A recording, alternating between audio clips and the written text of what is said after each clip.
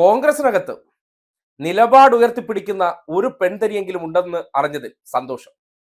സാധാരണഗതിയിൽ പലരും എന്താണോ മാടമ്പി നേതാക്കന്മാർ പറയാറുള്ളത് അതിനെ പിന്താങ്ങുകയാണ് പതിവ്.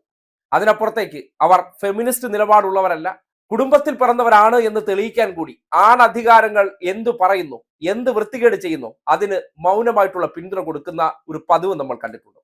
പക്ഷേ അതിൽ നിന്നെല്ലാം വ്യത്യസ്തമായിട്ടും താര ടോജോ അലക്സ് കഴിഞ്ഞ ദിവസങ്ങളിൽ പുറത്തു വന്ന സ്ത്രീ പീഡനവുമായി ബന്ധപ്പെട്ട് മാങ്ങാണ്ടിക്കെതിരെ ശക്തമായ നിലപാടുകൾ സോഷ്യൽ മീഡിയയിൽ ഉന്നയിച്ചിരുന്നു.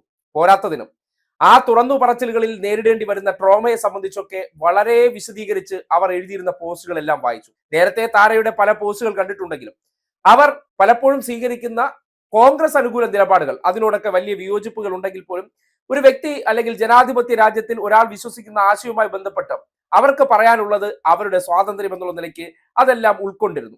പക്ഷെ ഈ ഒരു വിഷയം വരുമ്പോഴാണ് താരയെ പോലുള്ള കോൺഗ്രസിനകത്ത് നിൽക്കുന്ന ചില വനിതകളുടെ തെളിർമയുള്ള നിലപാടുകളെ കുറിച്ച് വളരെ വ്യക്തമായി ബോധ്യപ്പെടുന്നത്. കാര്യം ചിലരൊക്കെ നിലപാട് എഴുതുന്നു, മറ്റെന്തൊക്കെയോ സമ്മർദ്ദം കൊണ്ട് അത് മുക്കുന്ന സാഹചര്യം ഉണ്ടായി. പക്ഷേ രാഹുൽ മാങ്കൂട്ടത്തിന്റെ വിഷയവുമായി ബന്ധപ്പെട്ട് അതിൽ ഒരു വനിതയുടെ ഓഡിയോ പുറത്തു വന്നതുമായി ബന്ധപ്പെട്ട്